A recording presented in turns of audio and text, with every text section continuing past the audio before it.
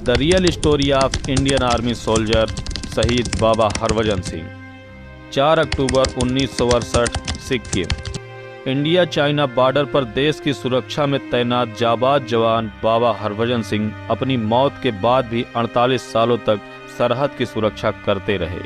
आपको सुनने में थोड़ा अजीब जरूर लगेगा, लेकिन आर्मी के साथ साथ वहाँ के लोगों का भी ऐसा ही मानना है और दूर दूर से लोग यहाँ उनकी पूजा करने आते हैं। और यही नहीं, इस सैनिक ने मरने के बाद भी अपनी नौकरी नहीं छोड़ी। फिलहाल अब यह जवान रिटायर हो गया है। फ्रेंड्स, वीडियो में आगे बढ़ने से पहले आपसे एक छोटा सा रिक्वेस्ट है। अगर इंडियन आर्मी के प्रति आपके दिल में सम्मान है तो प्लीज मेरे चैनल को सब्सक्राइब कर लीजिएगा और बेल आइकन को दबाना मत भूलिएगा। तो चलिए फ्रेंड्स, बढ़ते हैं अपनी स्टोरी की ओर। दोस्तों, हमारी भारतीय सेना में एक से बढ़कर एक जाबाज जवान शामिल हैं। साथ ही कई जवान ऐसे भी रहे जो सरहदों पर देश की रक्षा करते हुए शहीद हो गए। चीन की चतुराइयों के बावजूद सैनिक सरहद की सुरक्षा को लेकर बिल्कुल चौकन्ने रहते हैं।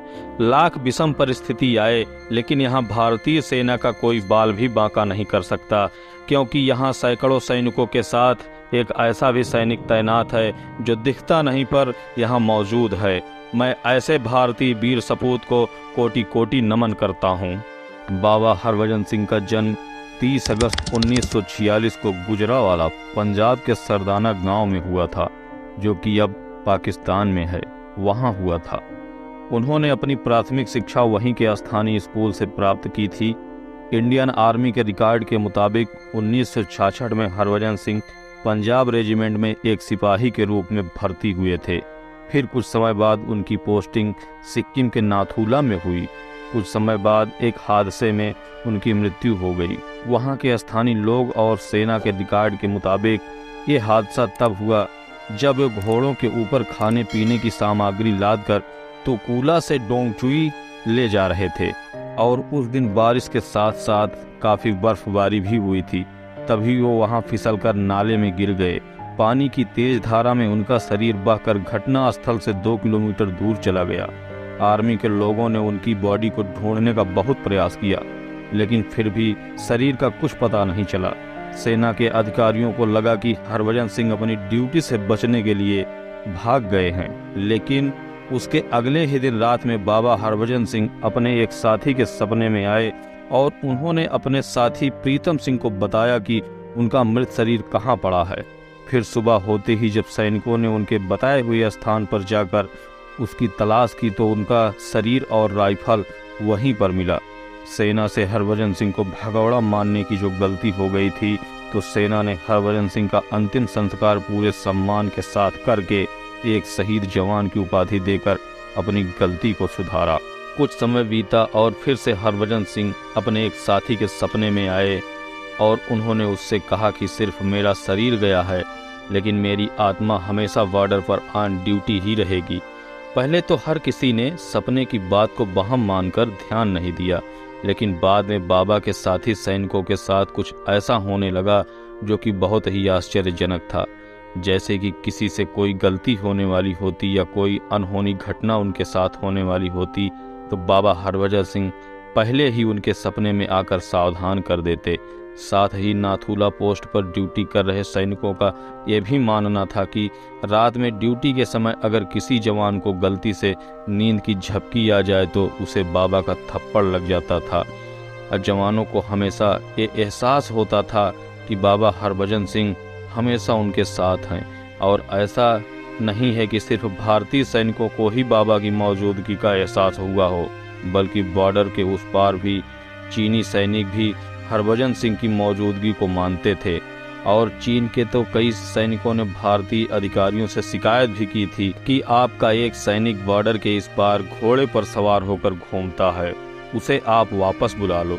जब ये बात सेना के बड़े अधिकारियों तक पहुंची तो इस बात की जानकारी की और ये बात सत्य साबित हुई।